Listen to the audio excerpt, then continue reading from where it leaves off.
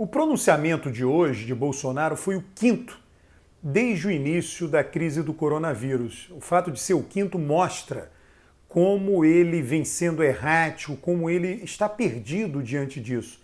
A Angela Merkel, na Alemanha, faziam 14 anos que ela não realizava um pronunciamento público e realizou um para liderar o país naquela direção, para liderar o país segundo a ciência, segundo as determinações de qualquer organização de saúde. Pois bem, Bolsonaro veio hoje, na quinta vez, repito, que ele fala desde o início da crise do coronavírus e, para mim, a minha leitura do pronunciamento dele foi um evidente recuo.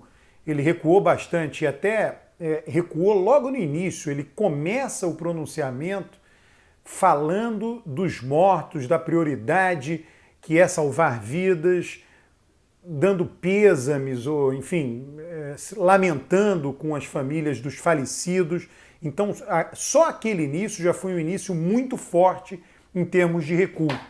Ele fez lá o negócio da cloroquina, hidrocloroquina, né? Mas aquilo ali não, enfim, faz parte do script dele.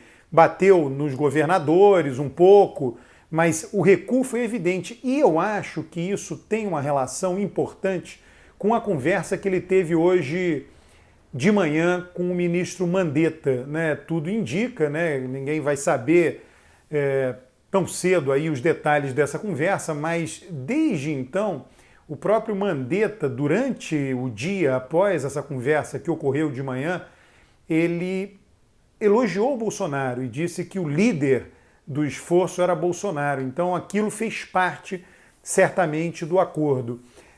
Ninguém sabe por quanto vai durar o recuo. No outro pronunciamento que Bolsonaro fez, também houve recuo. No dia seguinte, ele desfez completamente o recuo com aquele vídeo fake lá da central de abastecimento lá de Belo Horizonte, com aquele cara que pegou um pedaço com um ângulo de um dos pavilhões da central de abastecimento. A gente não sabe o que vai acontecer amanhã, mas o que nós vimos aí, o decorrer dos acontecimentos, foi a manutenção de Mandetta, né, a intenção de Bolsonaro de demiti-lo, a impossibilidade, um presidente da República tentar demitir um ministro e ser, né, impossível, a impossibilidade de demiti-lo, em seguida, reconhecendo essa impossibilidade, Bolsonaro senta com ele e discute uma política de boa vizinhança entre os dois, de tal maneira que Bolsonaro, teoricamente, né, de novo, né, ninguém sabe o dia de amanhã, se ele vai entrar na coisa das fake news, insuflar os seguidores dele, ficar postando vídeo, vamos ver, né? Os mortos estão se avolumando, nós já chegamos a 800 mortos, né? O número 1000, né, pode ser uma espécie de número chocante, nesse sentido, um número mágico em termos de chocar mais a população. Isso vai se espalhando, as pessoas vão conhecendo e vão passando a conhecer gente que conhece alguém que ficou infectado de Covid, já chegou no Rio de Janeiro, na Rocinha.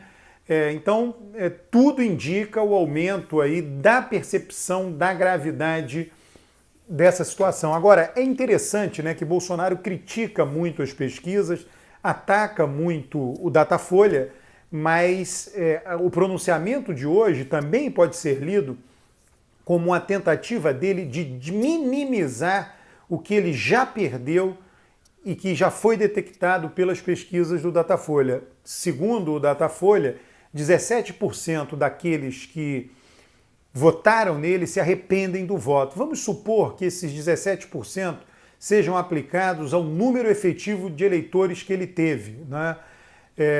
Isso daí vai dar em torno de 9 milhões de eleitores. É muita gente, né? Menos do que isso seria suficiente, bem menos do que isso seria suficiente para dar a vitória ao PT, né, no caso de arrependimento. A gente vai saber, o Datafolha vai divulgar o perfil desses arrependidos. É provável que eles não sejam eleitores que potencialmente votariam no PT. Mas é fato que inúmeras pesquisas, teve aí a comparação, eu publiquei no meu blog isso, você entrando no meu blog, albertocarlosalmeida.com.br, tem o dado do Datafolha que compara a avaliação dos governadores Dória em São Paulo e Witzel no Rio de Janeiro face à avaliação de Bolsonaro. A vantagem de Dória e de Witzel na soma de ótimo e bom, Dória tem uma vantagem de 23 pontos e Witzel de 21 pontos. É muito grande, é uma vantagem imensa. Witzel no Rio e Dória em São Paulo. Então Bolsonaro perde essa disputa de avaliação. Nós temos esses dois estados, porque o Datafolha aplicou a pergunta nesses dois estados, mas esse padrão tudo indica, porque a gente já sabe das pesquisas do Datafolha, que os governadores, de um modo geral, estão sendo mais bem avaliados que Bolsonaro. Então tudo indica que esse padrão, se fosse feita uma pesquisa em cada estado, se repetiria, se verificaria o mesmo padrão nos outros estados.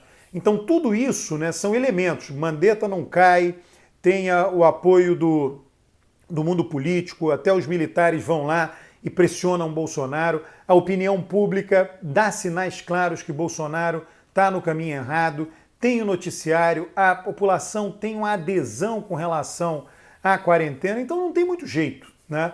Ele vai ter que, como se diz, né? Ele vai ter que encaixar essa, vai ter que entubar essa, né? E terá que aceitar isso. Pode ser que este pronunciamento tenha sido, né? E no meu entender, esse pronunciamento ele recua mais do que no anterior.